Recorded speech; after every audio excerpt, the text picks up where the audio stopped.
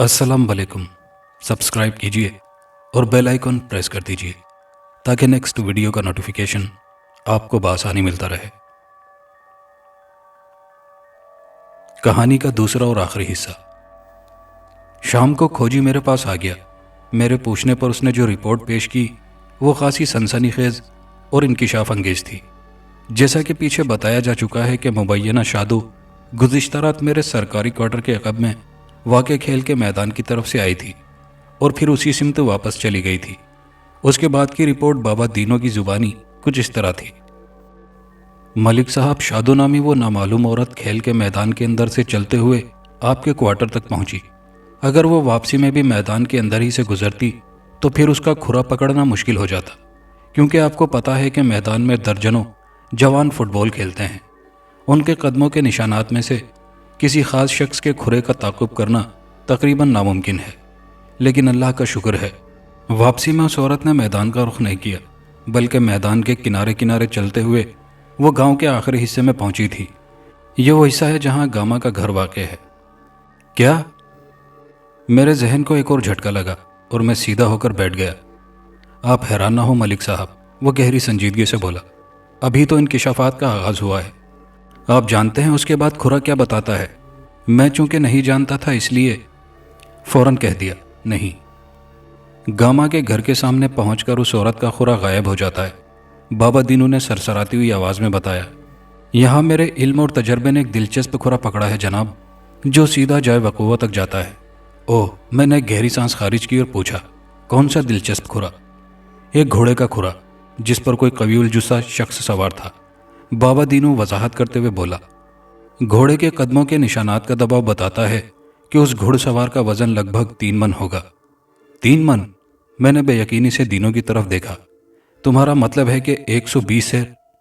वाज़ेह रहे कि पुराने वजन के पैमाने के मुताबिक 40 सेर का 1 मन हुआ करता था। आजकल सेर की जगह किलोग्राम ने ले ली है। मेरे सवाल के जवाब में दीनू बाबा ने बताया, जी मेरा यही मतलब है। जहां पर शादो के कदमों के निशानात गायब हुए हैं वहीं से उस घोड़े का सफ़र शुरू हुआ है।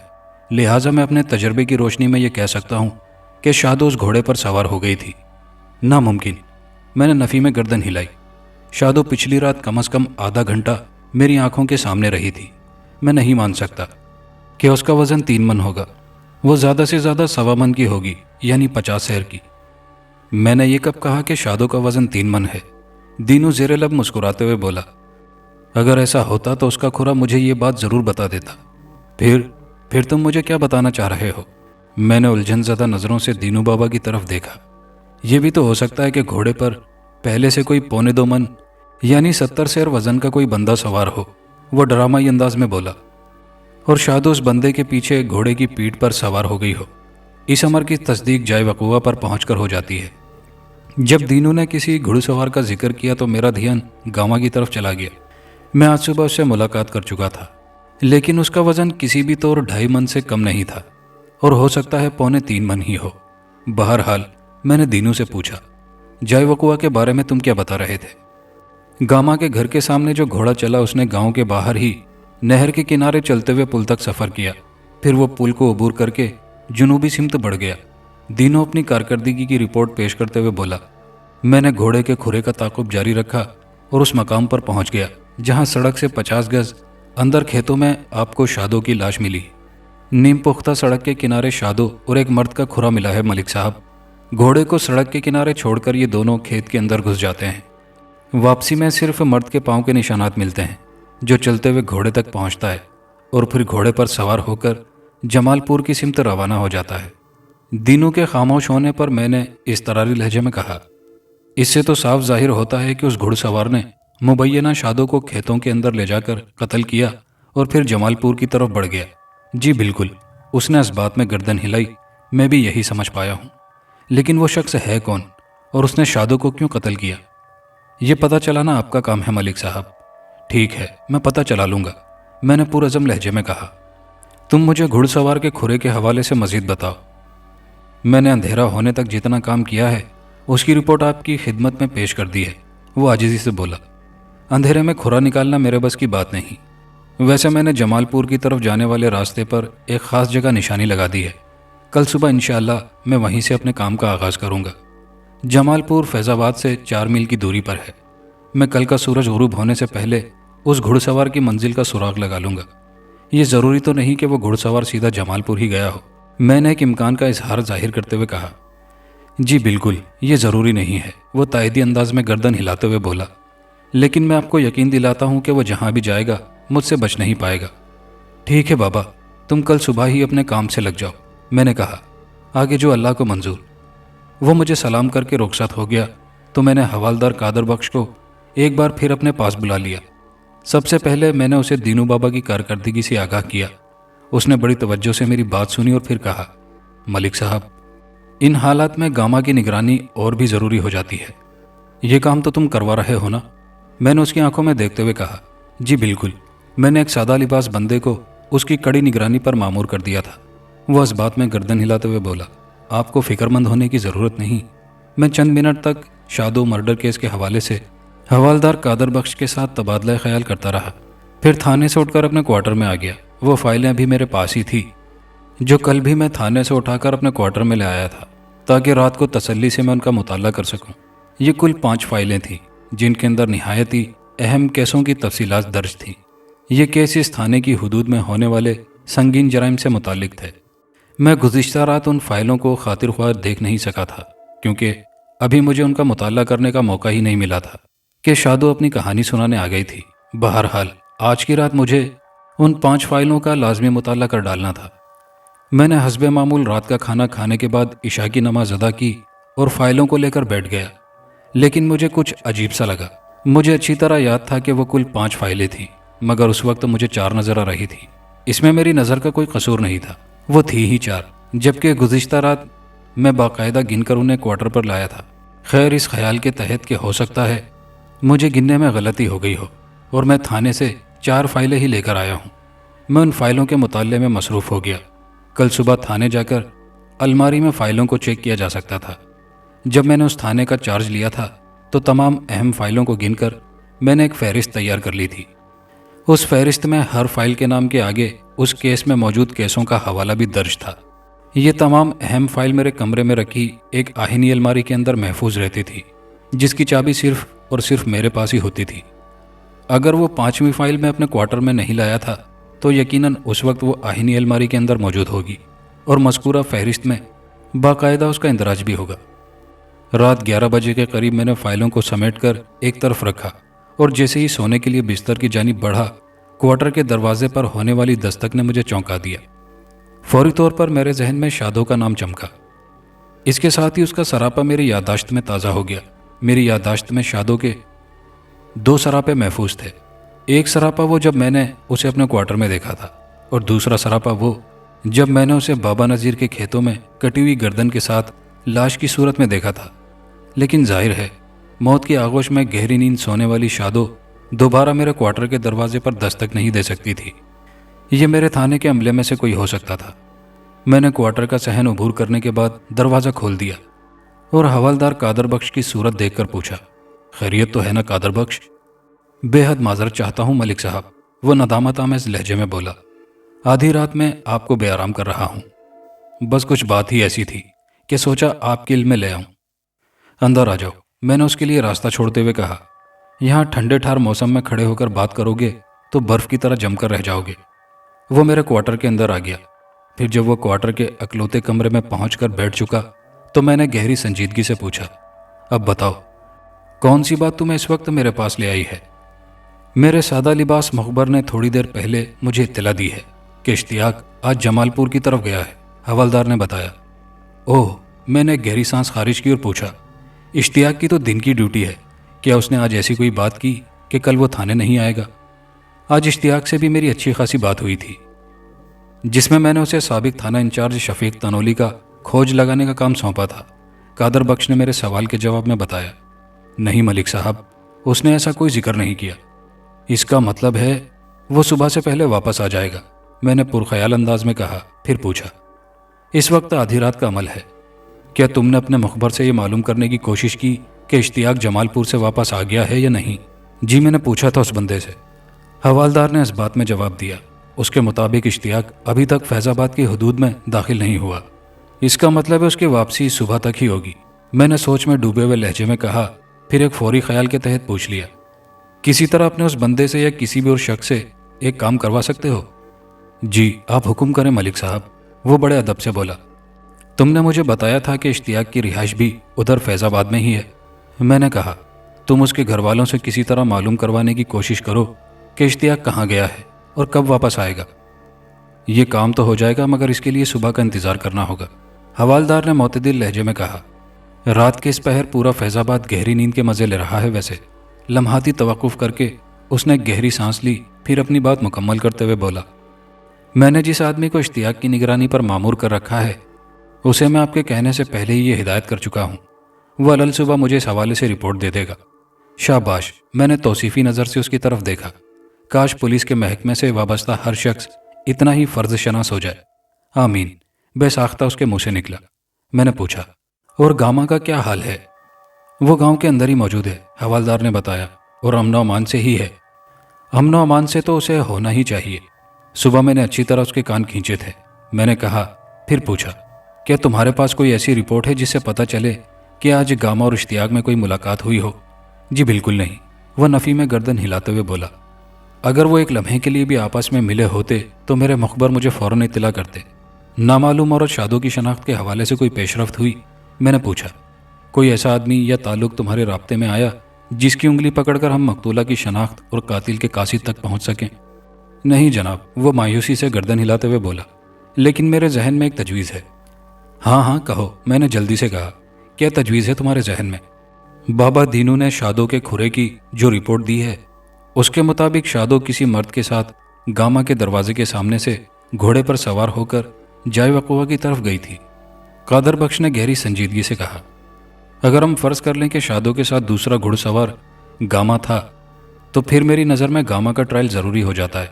کم از کم اس سے یہ تو پوچھا ہی جا سکتا ہے کہ وہ گزشتہ رات اس حصے میں کہاں تھا جب شادو آپ کے کوارٹر میں موجود تھی، اور جس وقت شادو کو موت کے گھاٹ اتارا گیا ان لمحات میں وہ کدھر تھا۔ بہت عمدہ تجویز ہے قادر بخش، میں نے سراہنے والے انداز میں کہا۔ ٹھیک ہے، تم صبح گاما کو بھی بلا لو تھانے، اس کا انٹرویو کر لیتے ہیں۔ اس نے اس بات میں گردن ہلانے پر اکتفا کیا۔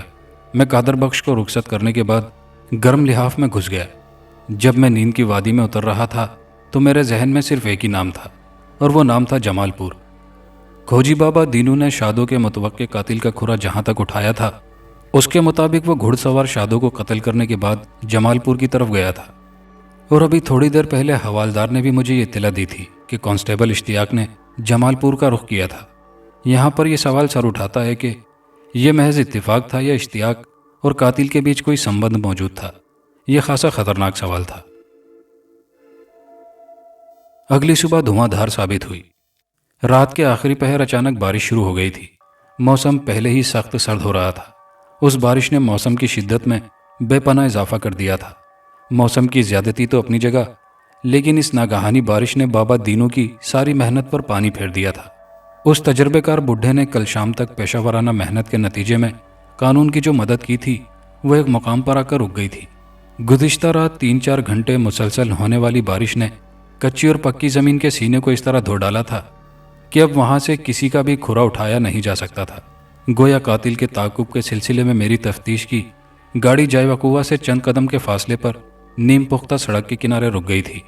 میں یہ تو جان گیا تھا کہ گھڑ سوار قاتل جمال پور کی طرف گیا تھا، لیکن یہ بتانا مشکل تھا کہ وہ جمال پور پہنچا بھی تھا یا راستے میں ہی کسی اور سمت نکل گیا تھا۔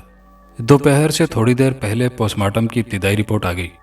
اس رپورٹ کے مطابق شادو کی موت گزشتہ رات 9 اور 10 بجے کے درمیان واقع ہوئی تھی، اور اسے کسی تیزدھار خنجر کی مدد سے گردن کاٹ کر موت کے گھاٹ اتار دیا گیا تھا۔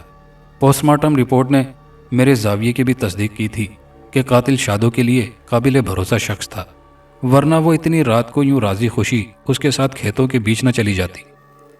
ایک بات ذہن میں رہے کہ میں اس خوبصورت مقتولہ عورت کا ذکر کرتے ہوئے بار بار اس کا نام شادو لے رہا ہوں۔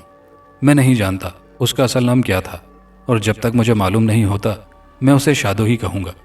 دوپہر کے وقت حوالدار گاما کو پکڑ کر تھانے لے آیا اور حوالات میں بند کر دیا، اور پھر میرے پاس آ کر اس نے بتایا کہ وہ گاما کو پوچھ گچھ کے لیے لے آیا ہے۔ آج صبح تھانے آتے ہی مجھے معلوم ہو گیا تھا کہ کانسٹیبل اشتیاق ڈیوٹی پر نہیں آیا، لیکن اس کے حوالے سے مجھے حوالدار سے تفصیلی بات کرنے کا موقع نہیں ملا تھا، لہٰذا میں نے کہا، قدر بخش، تم نے گاما کو حوالات میں بند کر دیا ہے تو میں اس سے بعد میں بات کروں گا، پہلے مجھے اشتیاق کے بارے میں بتاؤ۔ جیسا کہ آپ جانتے ہیں کہ اشتیاق آج ڈیوٹی پر حاضر نہیں ہے، حوالدار نے بتایا، اور میری اطلاع کے مطابق وہ اب کل ہی ڈیوٹی پر آئے گا۔ تمہاری ان اطلاعات کی تفصیل کیا ہے؟ میں نے گہری سنجیدگی سے پوچھا۔ اس کے گھر سے کیا رپورٹ آئی ہے؟ اس کے گھر کی رپورٹ میرے مخبر کی فراہم کردہ اطلاعات سے میل نہیں کھاتی ملک صاحب، وہ گمبھیر انداز میں بولا۔ وہ اپنے گھر کے بارے میں یہ بتا کر گیا ہے کہ وہ اپنی چاچی سے ملنے ککر والی جا رہا ہے، جبکہ میرے مخبر کے مطابق وہ جمال پور گیا ہے، اور آپ جانتے ہیں ککر والی اور جمال پور نامی یہ دونوں گاؤں ایک دوسرے کی مخالف سمت میں واقع ہیں۔ میں نے معنی خیز انداز میں ہنکارا بھرا اور پوچھا، اشتیاق کے گھر والے اس کی واپسی کے بارے میں کیا بتاتے ہیں؟ انہوں نے یہی بتایا ہے کہ وہ آج کسی وقت فیض آباد واپس آ جائے گا اور کل صبح ڈیوٹی پر آئے گا، حوالدار نے بتایا۔ ادھر ککر والی میں اشتیاق کی چاچی مقصودہ رہتی ہے، جس کی بیٹی رخسانہ سے اشتیاق کی منگنی ہو چکی ہے۔ اور کیا جمال پور میں بھی اس کے کوئی رشتہ دار وغیرہ رہتے ہیں؟ میں نے پوچھا۔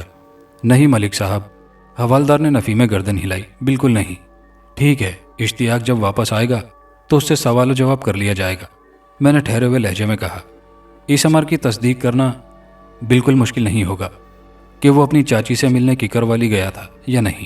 ویسے تم اپنے مخبر کو ہدایت کر دو کہ وہ اشتیاق کی واپسی پر بھی گہری نظر رکھے۔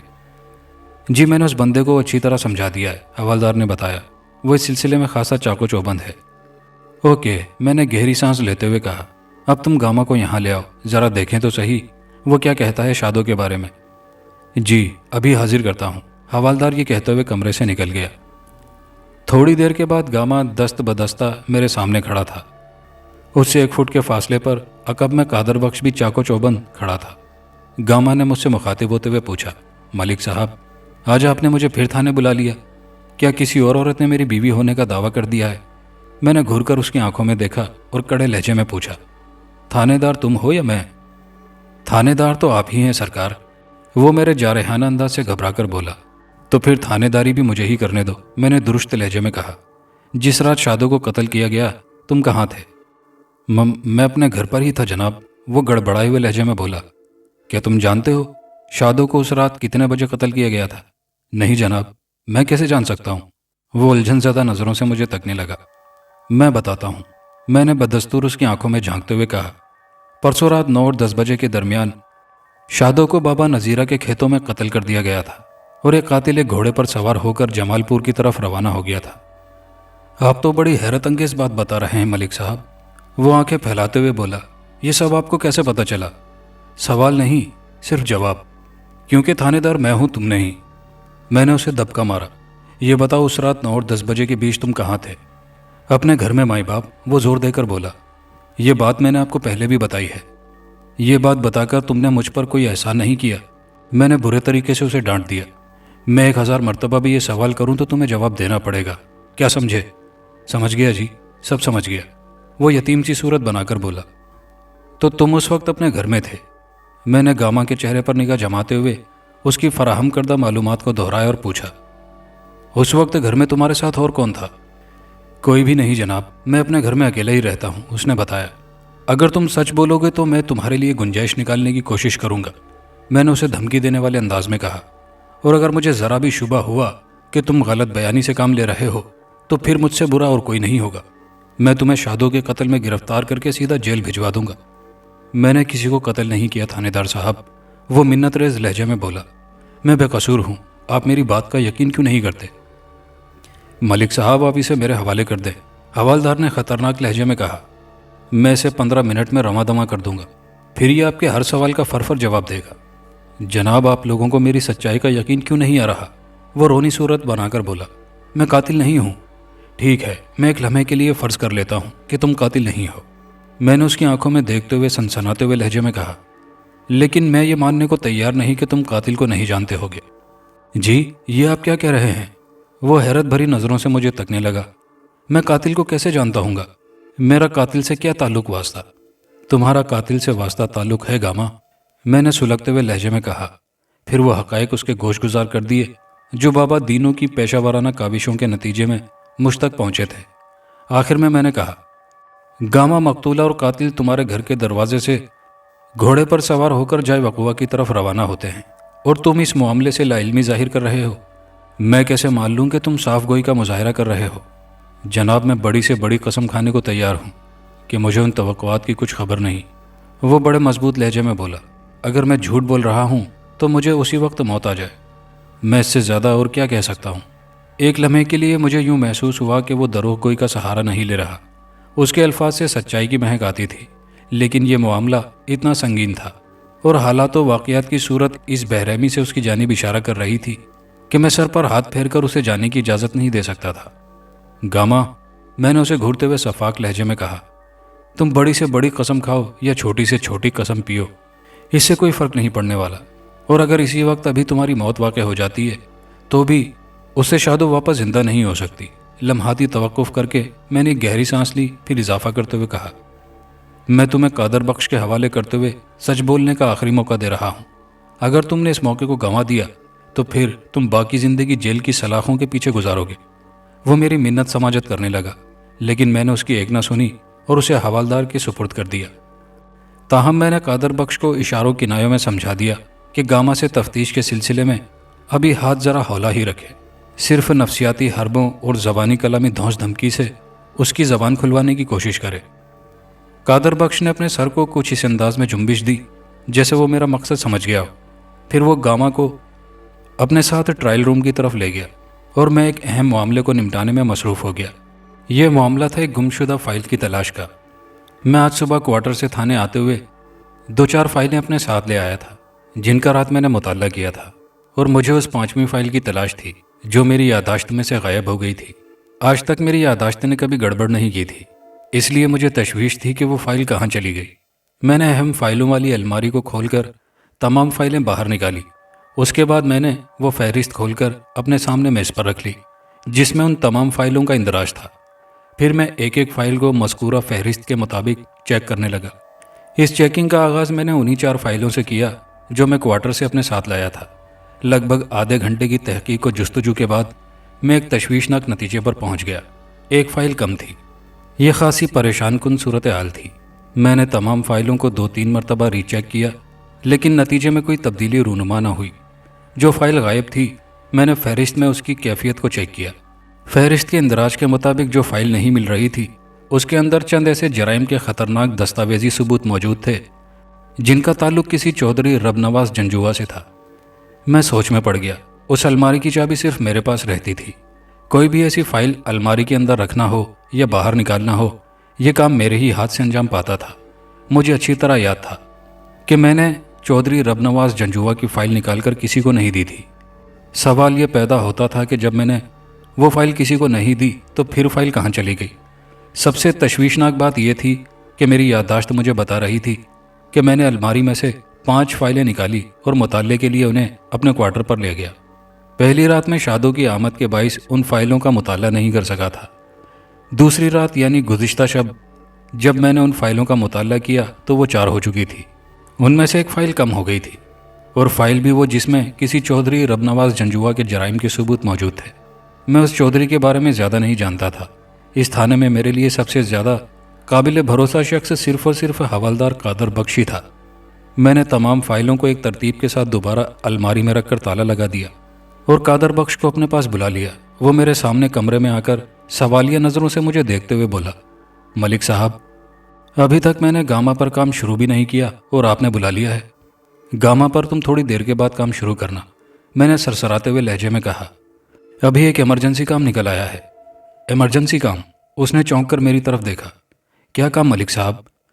तुम चौधरी रबनवाज जंजुआ के बारे में क्या जानते हो? मैंने पूछा। चौधरी रबनवाज जमालपुर का बड़ा चौधरी है जनाब, कादर बख्श ने बताया, और साबिक थाना इंचार्ज साहब के साथ उसकी बड़ी गहरी दोस्ती थी। ओह, मैंने एक गहरी सांस खारिज की। कादर बख्श ने मुझसे पूछा, आखिर मामला क्या है मलिक साहब? क्या तुम्हें इस बात का यकीन है कि शफीक तनोली और चौधरी रबनवाज में गहरी दोस्ती थी? मैंने एक फौरी ख्याल के तहत सवाल किया। जी, बज़ाहिर तो यही लगता था।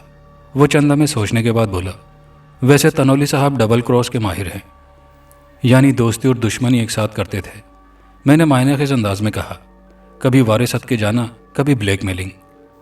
جی آپ تنولی صاحب کی فطرت کی بالکل صحیح عکاسی کر رہے ہیں، حوالدار تائیدی انداز میں گردن ہلاتے ہوئے بولا، پھر الجھن بھرے لہجے میں دریافت کیا، ملک صاحب آپ نے تھوڑی دیر پہلے کسی ایمرجنسی کا ذکر کیا تھا۔ ہاں ایمرجنسی، میں نے ایک ایک لفظ پر زور دیتے ہوئے کہا، میں محسوس کر رہا ہوں کہ ہم کسی نتیجے پر پہنچنے والے ہیں۔ لمحے بھر کو رک کر میں نے حوالدار کے چہرے کا جائزہ لیا، پھر اپنی بات کو آگے بڑھاتے ہوئے کہا، کیا یہ سب محض اتفاق ہے کہ بابا دینوں کے کھرے کے مطابق شادوں کا قاتل اسے بابا نذیرہ کے کھیتوں میں موت کے گھاٹ اتارنے کے بعد جمال پور کا رخ کرتا ہے؟ کانسٹیبل اشتیاق اپنے گھر والوں کو ککر والی جانے کا بتاتا ہے اور تمہارے مخبر کی رپورٹ کے مطابق جمال پور پہنچ جاتا ہے۔ جمال پور کے چودھری رب نواز جنجوعہ کے جرائم کے ثبوت والی فائل میری الماری سے غائب ہو جاتی ہے۔ جی یہ آپ کیا کہہ رہے ہیں؟ حوالدار نے اضطراری لہجے میں دریافت کیا، کوئی فائل آپ کی الماری میں سے کیسے غائب ہو سکتی ہے جبکہ اس الماری کی چابی صرف آپ کے پاس رہتی ہے؟ اس بات پر غور کیا جا سکتا ہے کہ وہ فائل میری الماری کے اندر سے کس طرح غائب ہوئی، میں نے گہری سنجیدگی سے کہا، لیکن یہ حقیقت ہے کہ فائل غائب ہو چکی ہے اور مجھے شک ہے کہ اب تک وہ فائل چودھری رب نواز جنجوعہ تک پہنچائی جا چکی ہے۔ میں سمجھ گیا ملک صاحب، قادر بخش معنی خیز انداز میں گردن ہلاتے ہوئے بولا، آپ کا ذہن اشتیاق کے بارے میں سوچ رہا ہے۔ میں ایسا سوچنے میں حق بجانب ہوں قادر بخش، میں نے ٹھہرے ہوئے لہجے میں کہا، کانسٹیبل اشتیاق کی ہسٹری بتاتی ہے کہ وہ شفیق تنولی کے بہت قریب رہا ہے، اور تم بتا رہے ہو کہ چودھری رب نواز جنجوعہ سے تنولی کے دوستانہ مراسم تھے۔ جو فائل میری الماری سے غائب ہوئی ہے اس میں چودھری رب نواز کے خلاف بڑے ٹھوس ثبوت موجود تھے۔ عین ممکن ہے دوستی کے پردے میں انہی ثبوتوں کی بنا پر تنولی چودھری کو بلیک میل بھی کرتا رہا ہو۔ تنولی کے تبادلے کے بعد چودھری کو یہ فکر لگی ہو کہ نیا تھانے دار کہیں اس کا بینڈ نہ بجا دے، لہٰذا اس نے ہمارے عملے کے ایک آدمی کانسٹیبل اشتیاق کو مہرے کے طور پر استعمال کر کے یہ فائل چوری کرا لی ہو۔ آپ کی باتوں میں بہت وزن ہے ملک صاحب، حوالدار نے اس بات میں گردن ہلاتے ہوئے کہا، یہ اشتیاق تو ہماری توقعات سے زیادہ خطرناک ثابت ہو رہا ہے۔ دیکھو یہ میرا شک ہے، تم اسے میرا قیاس بھی کہہ سکتے ہو، میں نے صاف گوئی کا مظاہرہ کرتے ہوئے کہا، اصل حقیقت تو اشتیاق سے پوچھ گچھ کے بعد ہی سامنے آئے گی، لہٰذا وہ جیسے ہی فیض آباد میں قدم رکھے میں اسے اپنی نظر کے سامنے دیکھنا چاہتا ہوں۔ میں کل صبح اس کے ڈیوٹی پر آنے کا انتظار نہیں کر سکتا۔ ٹھیک ہے ملک صاحب، میں آپ کی یہ خواہش پوری کرنے کی کوشش کرتا ہوں، وہ بڑے اعتماد کے ساتھ بولا، اور ابھی ایک بندہ کیکر والی کی طرف روانہ کر دو، میں نے کہا، جو شام سے پہلے واپس آئے اور آ کر بتائے کہ اشتیاق اپنی چاچی سے ملنے کیکر والی گیا تھا یا نہیں، اور اگر گیا تھا تو کب، اور وہاں کتنی دیر رکا۔ مجھے جلد از جلد مکمل رپورٹ چاہیے۔ جی ملک صاحب آپ فکر نہ کریں، میں ابھی تیز رفتار گھوڑے پر کسی بندے کو کیکر والی بھیجتا ہوں۔ قادر بخش نے یقین دہانی کرانے والے انداز میں کہا، انشاءاللہ شام سے پہلے آپ کو مطلوبہ معلومات حاصل ہو جائیں گی۔ قادر بخش، میں نے آگے جھکتے ہوئے رازدارانہ انداز میں کہا، فائل کے غائب ہونے والی بات میں نے صرف تمہیں بتائی ہے، آپ کو پریشان ہونے کی ضرورت نہیں۔ وہ سینے پر ہاتھ رکھتے ہوئے بولا، یہ راز میرے دل میں محفوظ رہے گا۔ ٹھیک ہے اب تم اپنی کارروائی شروع کر دو۔ گاما کا کیا کرنا ہے؟ حوالدار نے پوچھا۔ اس سے تفتیش جاری رکھو، میں نے پرسوچ انداز میں کہا، بعض اوقات کوڑے کے ڈھیر میں سے بھی کوئی نایاب شے برآمد ہو جاتی ہے۔ سمجھ گیا جناب، اس نے اس بات میں گردن ہلائی اور میرے کمرے سے رخصت ہو گیا۔ فائل کی گمشدگی والا معاملہ میرے لیے ایک چیلنج کی سی اہمیت کا حامل تھا اور اس مسئلے کو مجھے جلد از جلد حل کرنا تھا۔ شام سے تھوڑی دیر پہلے حوالدار نے مجھے خوشخبری سنائی کہ اشتیاق واپس آ گیا ہے۔ میں نے کہا، فوراً اسے تھانے بلا لو۔ جی، میں نے ایک کانسٹیبل کو اس کی طرف روانہ کر دیا ہے۔ اور کیکر والی کی کیا رپورٹ ہے؟ میں نے پوچھا۔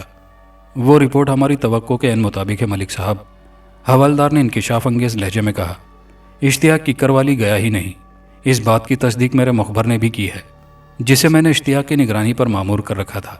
اس نے مجھے بتایا کہ اشتیاق نے پچھلی رات جمال پور میں چودھری رب نواز کی حویلی پر گزاری ہے۔ اوہ، اس کا مطلب یہ ہوا کہ گمشدہ فائل کے حوالے سے میرا اشتیاق پر شک غلط نہیں تھا، میں نے پرخیال انداز میں کہا۔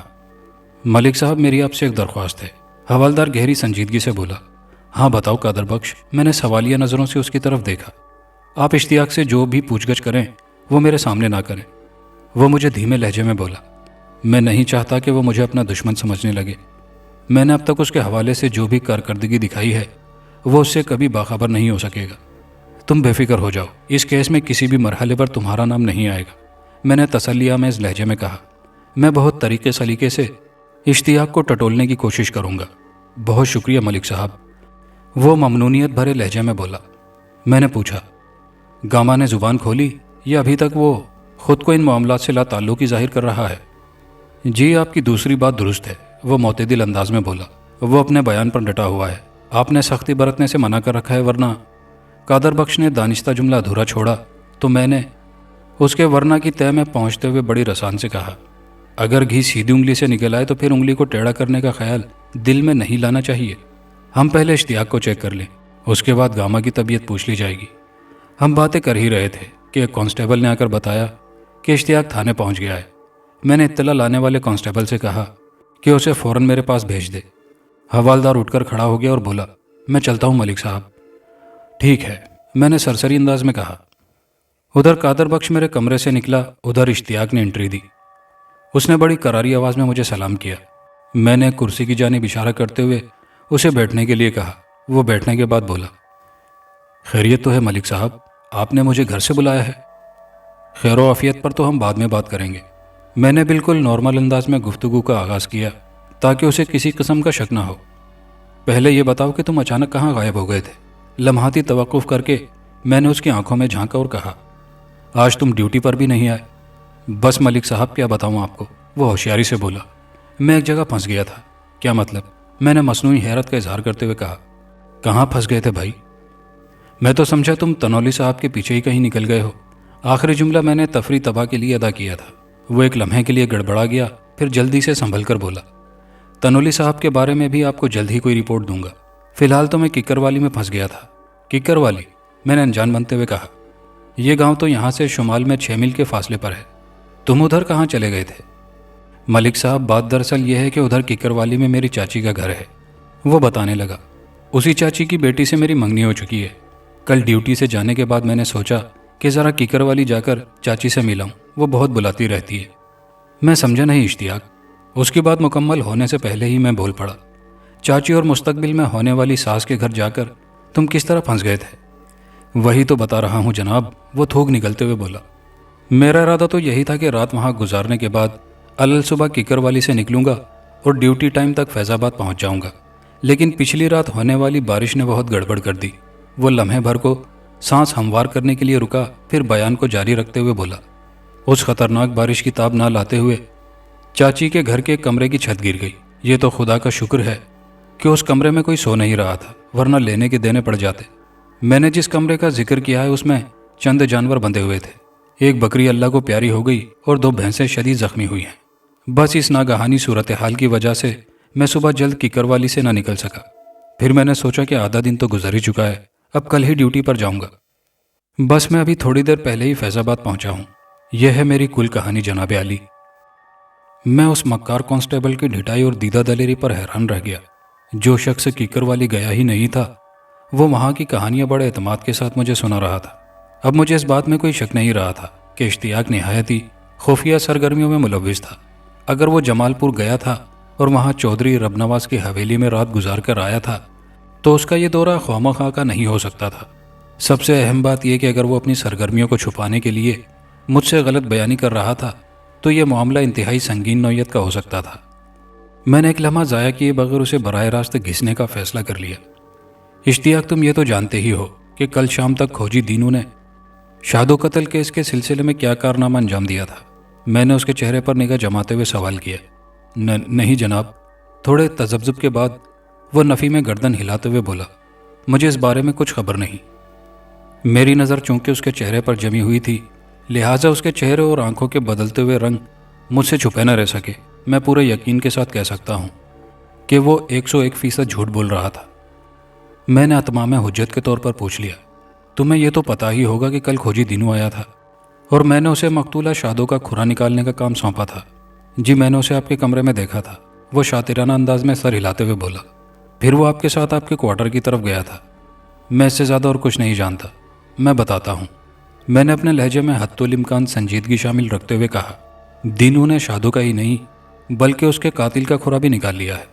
اس کی رپورٹ کے مطابق قاتل اور مقتولہ ایک گھوڑے پر سوار ہو کر جائے وقوع پر پہنچے تھے۔ پھر قاتل نے شادو کو موت کے گھاٹ اتارا اور خود اسی گھوڑے پر سوار ہو کر جمال پور کی سمت نکل گیا۔ اوہ، میں نے ایک گہری سانس خارج کی۔ اگر قاتل کا تعلق جمال پور سے ہے تو پھر ہمیں وہاں ریڈ کرنا چاہیے۔ کیا تمہاری جمال پور کے لوگوں سے جان پہچان ہے؟ میں نے ٹٹولنے والے انداز میں پوچھا۔ نہیں جناب، کبھی میرا ادھر جانا نہیں ہوا۔ نفی میں گردن ہلاتے ہوئے اس نے بڑا سرسری سا جواب دیا۔ میں نے سنا ہے جمال پور کے چودھری رب نواز جنجوعہ کی شفیق تنولی سے بڑی گہری دوستی تھی۔ میں نے بدستور اس کی آنکھوں میں دیکھتے ہوئے کہا، تم چودھری رب نواز کو تو جانتے ہی ہوگے؟ جی، یہاں تھانے میں ہی ایک دو بار انہیں دیکھا ہے، وہ جوس بوس ہوتے ہوئے بولا، جب چودھری صاحب تنولی صاحب سے ملنے آئے تھے۔ میں نے تمہیں شفیق تنولی کے حوالے سے کام سونپا ہے اور اس اعتماد کے ساتھ کہ تم میرے بھروسے پر پورا اترو گے۔ میں نے کہا، میرا بھروسہ غلط تو نہیں ہے؟ آپ فکر نہ کریں ملک صاحب، وہ اپنے لہجے میں مضبوطی بھرتے ہوئے بولا، میں آپ کو مایوس نہیں کروں گا۔ شادوں کے قاتل کے بارے میں کیا کہتے ہو؟ میں نے چپتے ہوئے لہجے میں پوچھا۔ کیا یہ تنولی اور جنجوعہ کی ملی بھگت کا نتیجہ تو نہیں؟ انہوں نے مجھے پریشان کرنے کے لیے تو یہ ڈرامہ نہیں رچایا؟ ہو سکتا ہے یہ واقعہ کسی سازش کا نتیجہ ہو، وہ مبہم سے انداز میں بولا اور پھر بات بدلتے ہوئے پوچھا، ابھی میں نے دیکھا ہے آپ نے گاما کو حوالات میں بند کر رکھا ہے، کیا شادوں کے قتل سے اس کا کوئی تعلق ثابت ہو گیا ہے؟ بات ختم کر کے اس نے امید بھری نظروں سے مجھے دیکھا۔ اس امید میں خواہش بھی دبی ہوئی تھی، گاما کے قاتل ثابت ہونے کی خواہش۔ میں نے وقتی طور پر اس کی خواہش کو پوری کرتے ہوئے کہا، مجھے ایسے شواہد ملے ہیں جس سے یہ بات ثابت ہوتی ہے کہ قاتل نے شادوں کو موت کے گھاٹ اتارنے سے پہلے گاما کے گھر میں اچھا خاصا وقت گزارا ہے۔ اشتیاق کے چہرے پر خوشی چمک اٹھی۔ اس نے اضطراری لہجے میں کہا، ملک صاحب پھر تو مسئلہ ہی حل ہو گیا، آپ گاما کو ٹرائل روم کی سیر کرائیں تو وہ اصل قاتل کا نام اگل دے گا۔ اور وہ اس طرح رکا جیسے اسے کوئی اہم بات یاد آ گئی ہو۔ یہ بھی ہو سکتا ہے کہ گاما نے ہی شادوں کی زندگی کا چراغ گل کر دیا ہو۔ بالکل ہو سکتا ہے، میں نے اس کی اندرونی خوشی کو چار چاند لگاتے ہوئے کہا، اسی لیے تو تمہیں میں نے ایمرجنسی میں بلایا ہے۔ میں چاہتا ہوں تم اپنی نگرانی میں گاما کی زبان کھلوانے کا مشن مکمل کرو۔ میں کیا کروں گا جناب، وہ عام سے لہجے میں بولا، ٹرائل روم کے معاملات تو حوالدار صاحب کے ہاتھ میں ہیں۔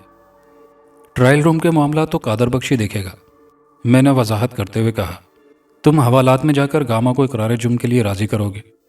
اگر تمہاری بات اس کی سمجھ میں نہ آئی تو پھر اسے ٹرائل روم کی سیر کرائی جائے گی۔ جی یہ ٹھیک ہے، وہ خوش ہوتے ہوئے بولا۔ میں اٹھ کر کھڑا ہو گیا، پھر اشتیاق کو لے کر حوالات کی جانب بڑھا۔ راستے میں نے آنکھ کے اشارے سے قادر بخش کو بلا لیا تھا۔ میرے حکم پر قادر بخش نے اس حوالات کا دروازہ کھولا جہاں گاما فرش پر اکڑوں بیٹھا ہوا تھا۔ اشتیاق نے سوالیہ نظر سے میری طرف دیکھا تو میں نے کہا، ٹھیک ہے اشتیاق، تم اپنا کام شروع کر دو۔ اشتیاق بلا خوف و خطر حوالات کے اندر داخل ہو گیا۔ میں نے قادر بخش کو حکم دیا، حوالات کو لاک کر دو۔ قادر بخش نے چشم زدن میں حوالات کے دروازے کو بند کر کے کنڈی میں تالا لگا دیا۔ یہ سب کچھ اتنی تیزی سے ہوا تھا کہ اشتیاق کی سمجھ میں کچھ بھی نہ آ سکا۔ وہ بکھری ہوئی آواز میں مجھ سے کہنے لگا، ملک صاحب یہ سب کیا ہے جناب عالی؟ میں نے اشتیاق کے سوال کو نظر انداز کرتے ہوئے گاما کو مخاطب کیا، پھر اشتیاق کی جانب اشارہ کرتے ہوئے اس سے پوچھا، کیا تم اس بندے کو جانتے ہو؟ جی سرکار، یہ آپ کے تھانے کا ایک سپاہی ہے۔ اس وقت یہ ایک سپاہی نہیں بلکہ مجرم ہے، میں نے زہر خند لہجے میں کہا۔ یہ خطرناک مجرموں کا اعلی کار بنا ہوا ہے، ان کے ہاتھوں کا کھلونا بن کر اپنے پیشے سے غداری کر رہا ہے۔ اس نے میرے اعتماد کا خون کیا ہے اور تمہیں شادوں کے قتل میں پھنسانے کا منصوبہ بنایا ہے۔ گاما حیرت و استعجاب کی ملی جلی کیفیت کے ساتھ مجھے اور کبھی اشتیاق کو دیکھنے لگا۔ اشتیاق جھنجھلاہٹ آمیز لہجے میں بڑبڑایا، ملک صاحب شاید آپ کو کوئی غلط فہمی ہو گئی ہے۔ اوے غلط فہمی کی اولاد، میں نے ایک دبکا مارا، میں تھانے دار ہوں ذرا الگ قسم کا۔ وردی والے مجرموں کے ساتھ میں کچھ زیادہ ہی برا سلوک کرتا ہوں۔ محکمے سے غداری کے جرم میں تمہارا جو حشر کروں گا اسے تمہاری 7 نسلیں یاد رکھیں گی۔ لیکن جناب آپ میرا جرم تو بتا دیں، وہ نیم احتجاج میں بولا۔ کوئی ایک جرم ہو تو بتاؤں نا، میں نے نفرت بھری نظروں سے اسے گھورا۔ شفیق تنولی کے زمانے میں جو تم گل کھلاتے رہے ہو، میں فی الحال ان کا ذکر نہیں کروں گا۔ میں نے تم پر اعتماد کیا اور تم نے میرے اعتماد کو پاش پاش کر کے اپنی پرائی روش پر قائم رہے۔ پچھلی رات تم نے رب نواز جنجوعہ کی حویلی پر گزاری ہے اور مجھے کیکر والی کا راگ سنا رہے ہو۔ اس کے علاوہ بھی جو معاملات ہیں ان پر میں تم سے بعد میں بات کروں گا۔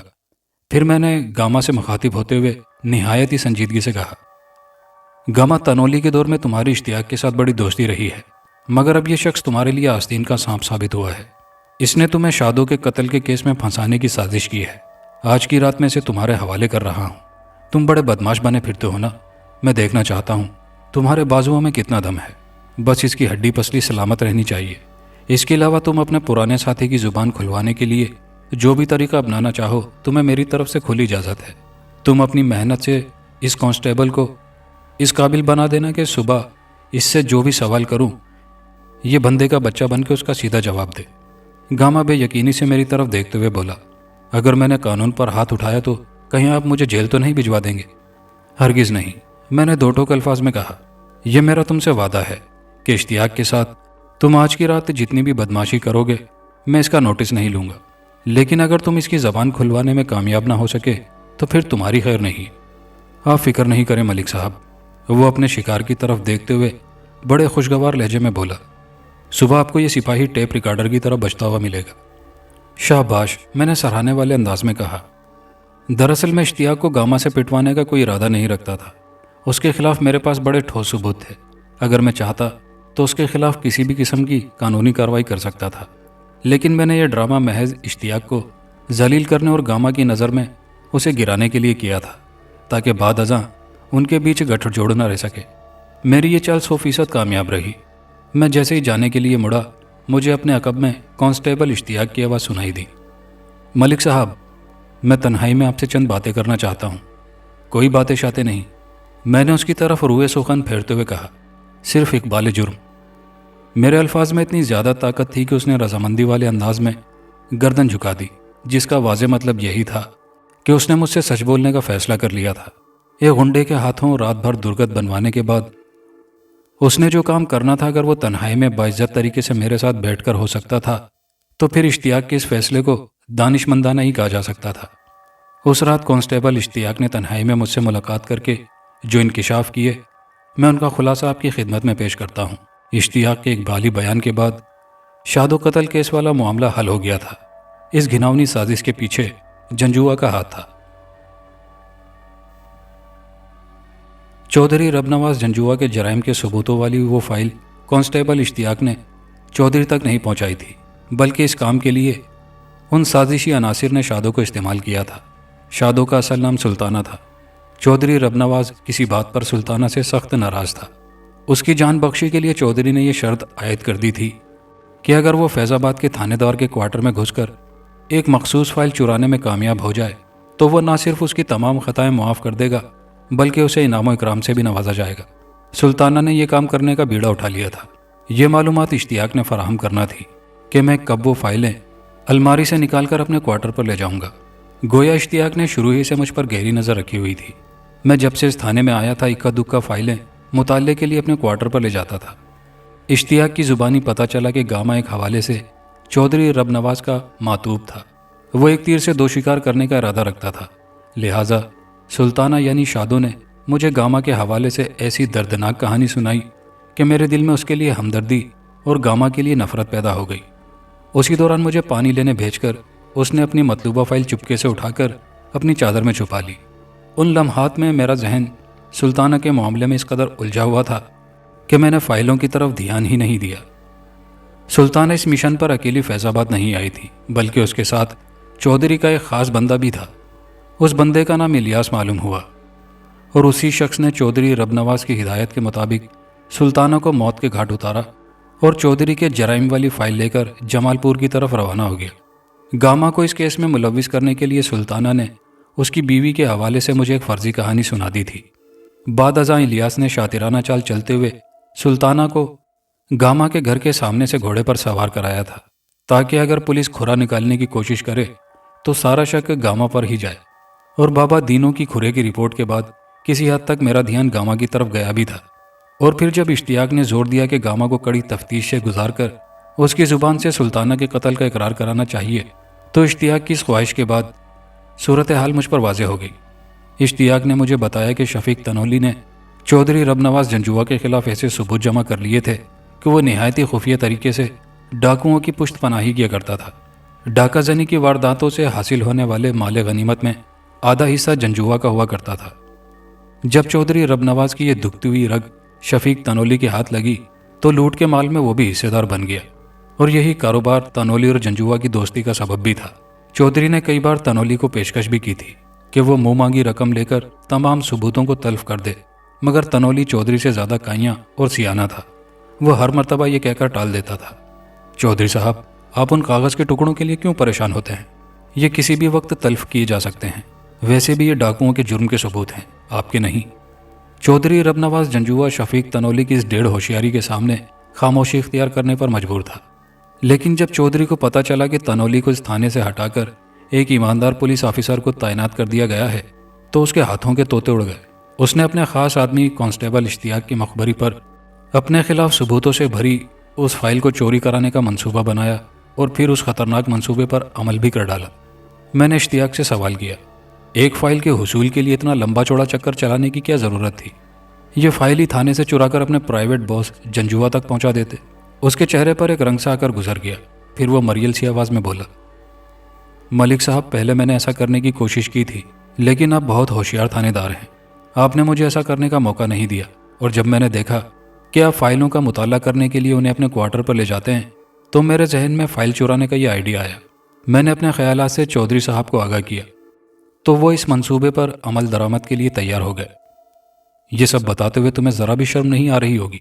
मैंने नापसंदीदा नज़र से उसकी तरफ देखते हुए कहा, तुम्हारे इस घिनौने किरदार पर तो पूरे पुलिस डिपार्टमेंट का सर नदामत से झुक गया है। उसकी खामोशी की मैंने ज़रा परवाह नहीं की और वाशिगाफ अल्फाज में कहा, तुम ये ना समझना कि मैं तुम्हारे लिए किसी रियायत के बारे में सोचूंगा। मैंने सख्त लहजे में कहा, तुमने सिर्फ मेरे एतमाद का ही खून नहीं किया, बल्कि पुलिस डिपार्टमेंट के दामन पर भी धब्बा लगाया है। वो माफ़ी तलाफ़ी पर उतर आया। मैंने उसकी एक ना सुनी और उसे हवालात में बंद कर दिया।